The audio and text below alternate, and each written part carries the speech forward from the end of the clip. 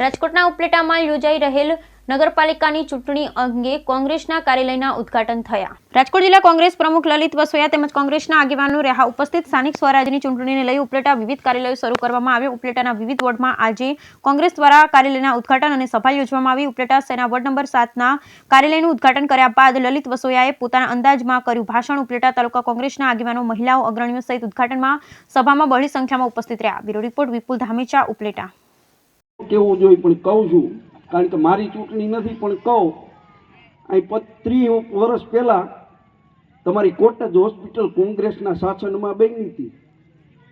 એ પછી કન્ટિન્યુ ભાજપના ધારાસભ્યો અહીંથી ચૂંટ્યા હતા। તમે કરોડો રૂપિયાના ખર્ચે નવી કોઈ હોસ્પિટલ દાદાગીરી કરીને સરકારમાંથી લઈ આવ્યા હોય ને તો એ કોંગ્રેસના પ્રતિનિધિ લઈ આવી શકે।